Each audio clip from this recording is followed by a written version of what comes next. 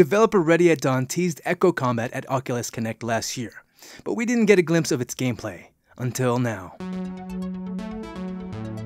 I got a chance to play the game's closed beta, and will say that if Echo Arena is the Rocket League of VR, then Echo Combat is VR's definitive payload shooter, at least from what I played so far. Echo Combat uses the same movement system from Lone Echo and Echo Combat before it. This means you still have the same booster and micro thrusters.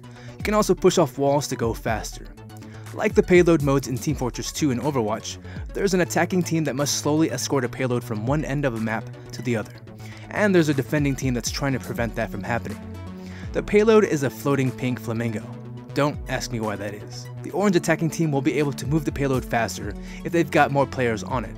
The payload slowly moves back if the defending blue team is able to kill and keep the orange team away from the payload.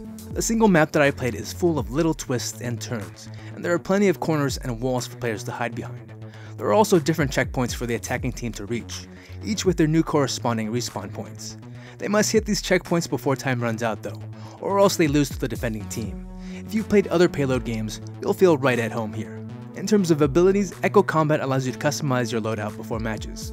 From what I've played thus far, you have a versatile laser pistol, a close-range shotgun, and a longer distance blaster. All the guns feel great. In addition, you can pull a grenade from your back with your left hand. When you throw it and press the left trigger, it creates a small explosion. This is good for, say, getting the attacking team off the payload. You can also choose from different abilities. For instance, you can choose a heal skill that will heal all your nearby teammates via a green laser beam, or choose a skill that allows you to see through walls, like Widowmaker's ultimate ability from Overwatch. This can be especially useful for when, say, you're escorting the payload through a dicey area and want to see where the defending team might try to ambush you. All of these abilities have cooldown times though, so it's good to save them for the right moment. Echo Combat features a lot of depth. Before starting a match, it's a good idea to talk to your teammates about loadouts and roles. Furthermore, when you shoot guns in the game, the inertia from blast will send you slowly flying back. You can circumvent this by holding onto walls and objects, but you probably want to do that anyways, considering it's super important to use cover in the game to stay alive. Luckily, the game has a practice area for you to try out all your weapons and shoot targets. While the game is still in beta, it looks great, maintains the feeling like you're floating in space, and is just really fun.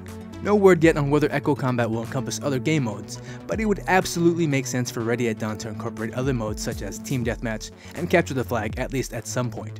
The game will have a free open beta launching June 21st, and will retail for $10. I want to take this opportunity to thank all my patrons that made this video possible.